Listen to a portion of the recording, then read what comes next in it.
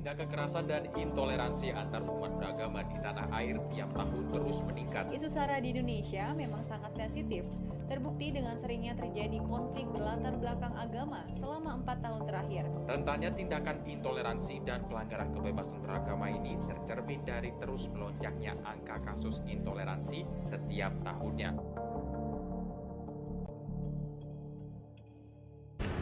Pancasila telah menjadi sebuah landasan untuk segala keputusan bangsa Indonesia. Ideologi negara ini menjadi sebuah cerminan dan kepribadian bangsa Indonesia.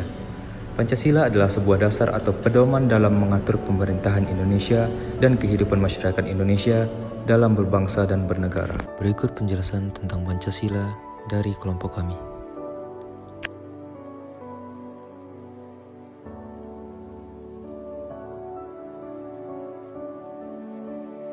Sila pertama itu ketuhanan yang Maha Esa.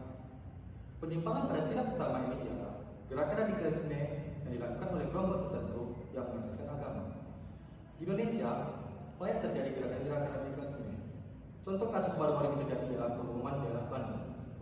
Tetapi, kasus yang paling fenomenal adalah kasus pada pengumuman daerah Surabaya yang dilakukan oleh suatu keluarga radikalisme yang tidak paham arti makna sila pertama yaitu ketuhanan yang Maha Esa.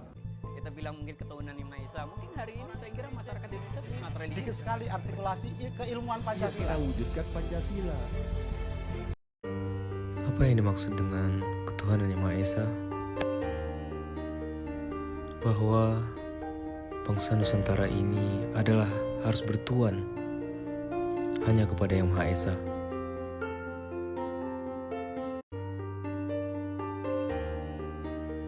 Siapa dia? Sang pencipta alam semesta. Tuhan adalah tempat kita mengabdi. Raja kita. Tuhan itu adalah Raja Al-Malik. Kita ini Al-Makhluk. Maka kewajiban makhluk mengabdi kepada Al-Khaliknya. Apa itu salah? Artinya saya ingin mengajak saudara, jadikan pencipta alam semesta ini sebagai Tuhan kita. Apa kewajiban hamba terhadap Tuhan adalah taat. Sila kedua, kemanusiaan yang adil dan beradab. Kemanusiaan yang adil dan beradab sendiri mengandung nilai kesadaran, sikap moral dan tingkah laku manusia berdasarkan hati nuraninya dalam hubungan dengan norma-norma dan kebudayaan. Kasus yang menyimpang dalam sila kedua yaitu kasus bullying. Kasus ini sering terjadi di mana-mana, tidak jauh dari negara kita sendiri.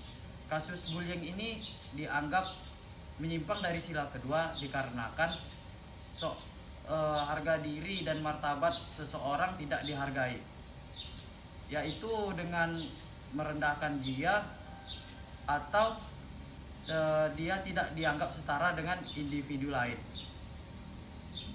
Jauhilah sikap ini dan tanamkan nilai Pancasila dalam diri kita masing-masing.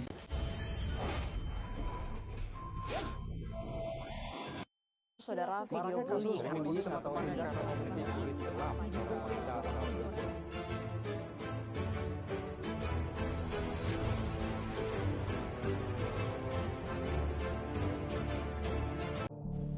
Sila ketiga, Persatuan Indonesia. Menjunjung tinggi nilai persatuan Indonesia serta cinta tanah air dan bangsa. Mengutamakan kepentingan bangsa di atas kepentingan pribadi atau golongan. Rela berkorban dan bekerja keras demi kepentingan bangsa dan negara. Bangga sebagai bangsa Indonesia dan bertanah air Indonesia. Menghargai karya bangsa.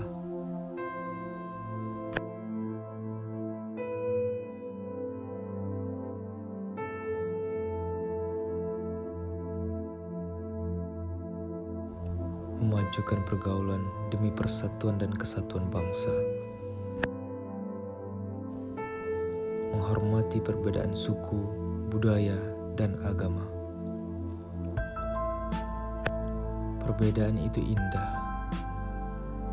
Namun, persatuan Indonesia jauh lebih indah. Sila keempat, kerakyatan Kegiatan yang dipimpin oleh Dewan Kebijaksanaan dalam permusyawaratan atau perwakilan. Kasus penyimpangan yang terjadi pada sila keempat yaitu pelanggaran HAM. Pelanggaran HAM sering terjadi, terutama di kalangan masyarakat rendah yang menjadi eksekutornya yaitu kalangan masyarakat tinggi.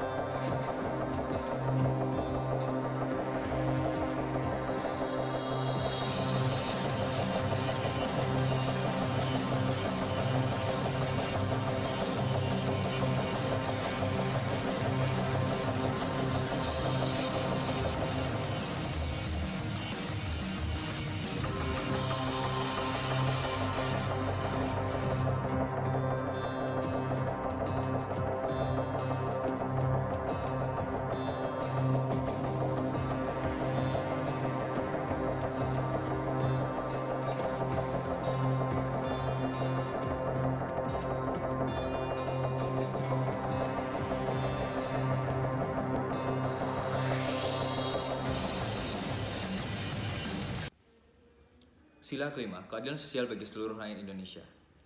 Keadilan sosial adalah suatu sifat masyarakat yang adil dan makmur dan berbahagia, tanpa adanya penghinaan ataupun penindasan.